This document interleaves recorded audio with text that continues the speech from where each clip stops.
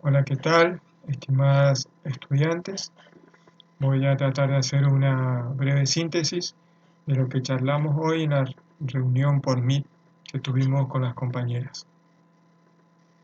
Lo primero que consideramos fue tratar de charlar un poquito sobre lo que diferencia en cualquier propuesta de geografía el enfoque clásico del enfoque sociocrítico. Vamos a ver un ejemplo.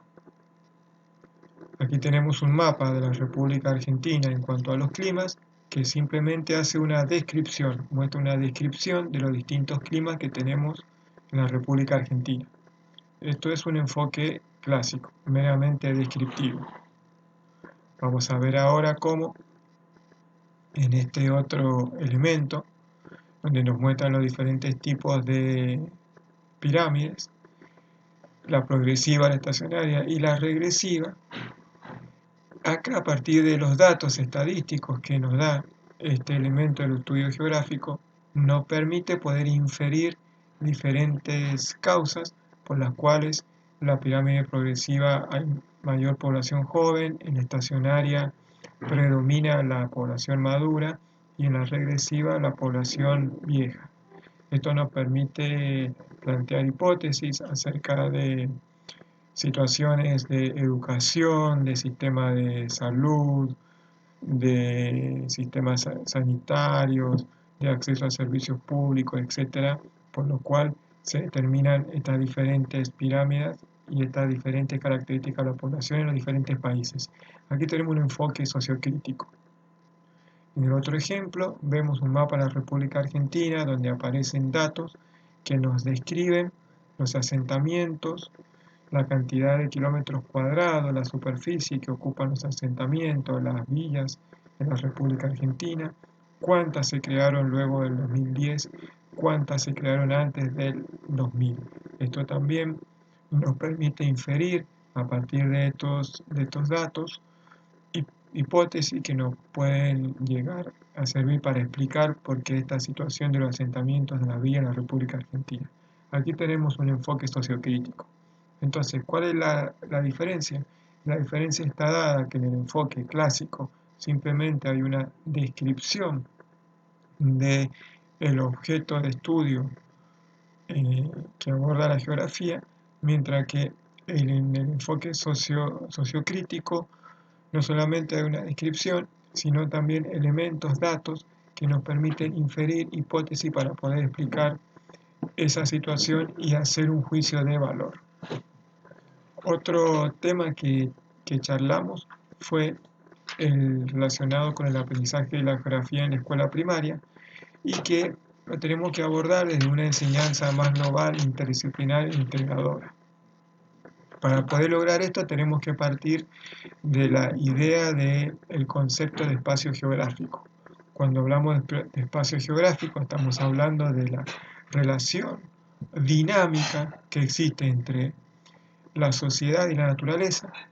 Cuando hablamos de la naturaleza estamos hablando de relieve, clima, bioma, hidrografía, y cuando hablamos de sociedad estamos hablando de todos los aspectos históricos, políticos, sociales, económicos, culturales.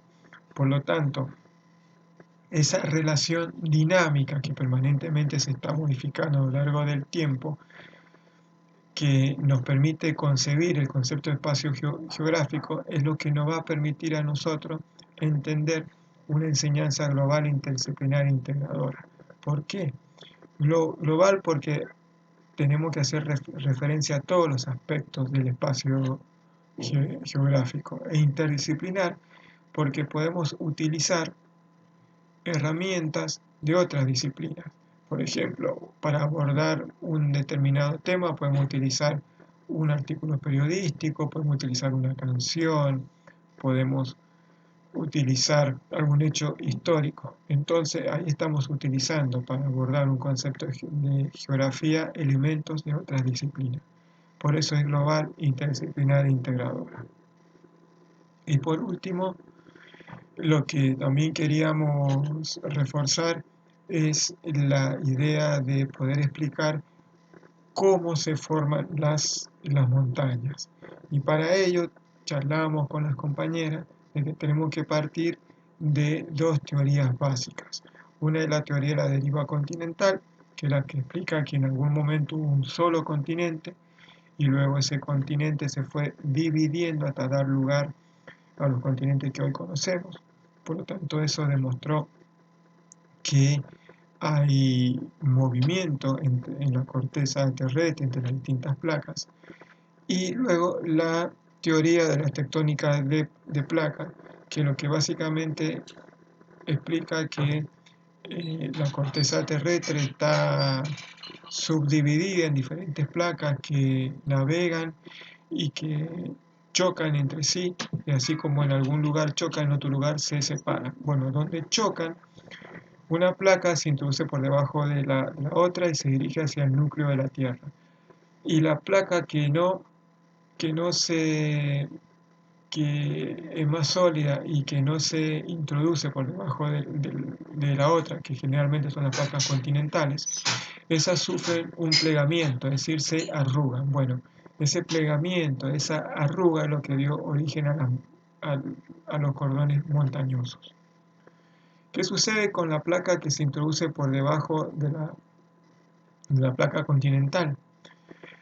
Esa placa, que es la placa oceánica, se dirige hacia el centro de la Tierra, se transforma en magma y ese magma luego aflora en la superficie de la Tierra de dos maneras, a través de los volcanes y también a través de donde se separan las placas y ahí aflora el magma y da origen a las dorsales oceánicas. ¿Qué son las dorsales oceánicas? Es ese magma que aflora, entra en contacto con el agua fría de los océanos, se solidifica y da lugar a cordones montañosos.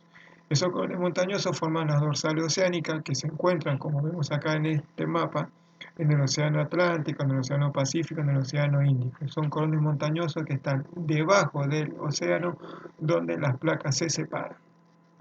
Aquí vemos una foto más significativa, esta es una fotografía satelital donde aparecen las dorsales oceánicas. Fíjense, debajo de los océanos encontramos estos cordones montañosos forjados a partir de la separación de las placas donde aflora el magma. Magma que se produce por la fundición de la corteza terrestre, de aquellas cortezas que se introducen por debajo de otra cuando chocan entre sí. Bueno, esto fue, entre otras cosas, los temas que charlamos con las compañeras y queríamos reforzar a partir de lo que vimos en el primer cuatrimestre, de los foros y las preguntas que hicimos para tocar estos temas y de lo que emergieron también como algunos puntitos un poco débiles en el parcial número 1. Bueno, hasta el próximo video, nos seguimos escuchando y también nos seguimos leyendo en la plataforma y en los foros. Chao chicas, que tengan una muy buena semana.